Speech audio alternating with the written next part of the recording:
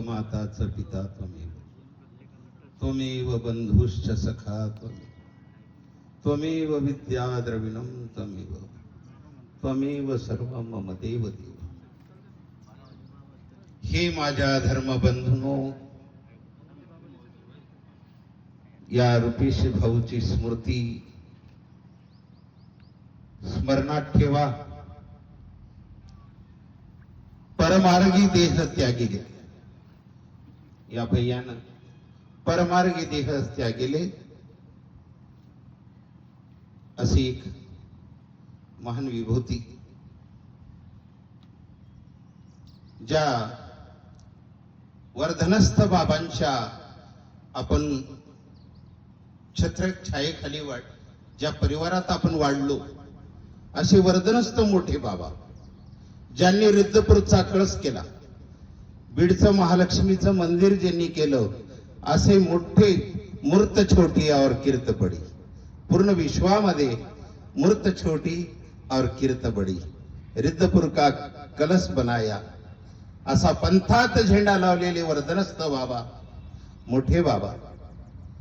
आणि बाबांच्या सन्निधानी असणारे रनाईसला आमचे दोन्ही मोठे बाबा, जे रनाईसला वर्धनस्थ बाबा, सरळ बाबा, आणि या दोन्हींच्या सहवासामध्ये वाढलेले आमचे जायराज बाबा। काय ज्या साधाईसा सारखी, साधाईसा जी देवाची लाडकी होती, त्यांचेच भाऊ असणारे हे साधेराज बाबा, त्यांचेच भाऊ असणारे साधेराज बाबा। अशा मोठे बाबांच्या प्रसन्नतेने हा सर्व चाललेला कारभार, बंधूंनो, यांनाच मिळालेला हा बाळ, गुराईला मिळालेला बाळ, सतत परमार्गाची सेवा करण्यासाठी वाहून घेतलं त्यांनी स्वतः। या ठिकाणी गंगाखेडी येथे भागवत झालं, बाबा तर भागवतकारच होते, परंतु आमच्या रुपेश भाऊनं लक्ष्मण भट्टाला हरविण्या एवढं त्यांनी भागवत साक्षात श्रीकृष्ण जर दाखविला तर ते या भाऊनं दाखवलं। लक्ष्मण भट्टाला जी लीळा आपण ऐकतो त्यांना हरविलं, परंतु या भाऊनी द्वारकेचा कृष्ण जगाला दाखविला, द्वारकेचा कृष्ण दाखविला। त्या गंगाखेडमध्ये 7 दिवस माईक हातात होता, कधी जेवण नाही, कधी पाणी नाही, खूप वाहून घेतलं ह्या गंगाखेडच्या त्या भागवतामध्ये, वाहून घेतलं। आणि काय सांगावं, ज्या माझ्या गुराई येतात, ज्यांनी जाणण्याच्या बाबाची पोथी ऐकली, ज्यांनी बेलापूरच्या बाबांची पोथी ऐकली, बेलापूरच्या बाबांची नागराज बाबांची पोथी ऐकली, ज्यांनी दर्यापूरकर बाबांच्या पंचासरच्या 3 पोथ्या ऐकल्या, त्या गुराईचा शताब्दी सोहळ्याची पूर्ण जबाबदारी या भाऊनं स्वीकारली, या भाऊनं स्वीकारली।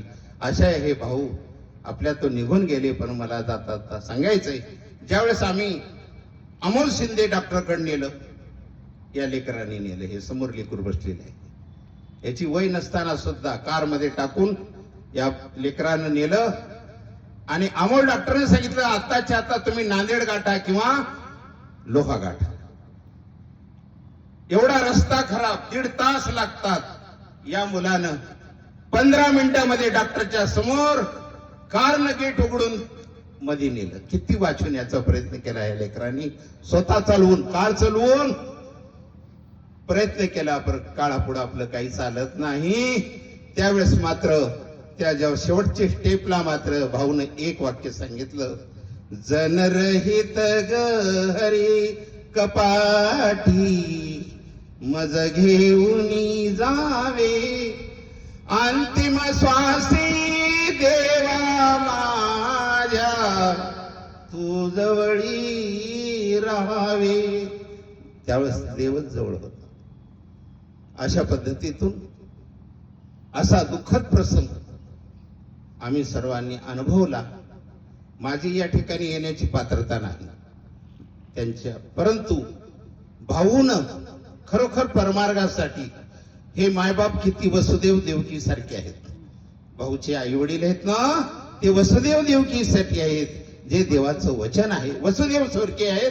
आणि ज्या देहानं त्यांचा जन्म झाला, त्या कोणतं गाव आहे धुळ्याला, परंतु कनाशीला बाबांच्या खिसपुरीमध्ये त्यांचा जन्म झाला. ती दीक्षाविधी झाली आणि एका परमार्गाच्या निमित्ताने त्यांचा देह या पालम गावी गेल्यामुळे मी इथपर्यंत आलो. तर अशा या धन्य अशा त्या महात्म्याला, धन्य त्यांच्या ठिकाणी होणारा तो महात्मा नव्हता, मोठा अधिकर्ण होणार होता. पण ही सगळी स्वप्न जाग्यावर राहिली.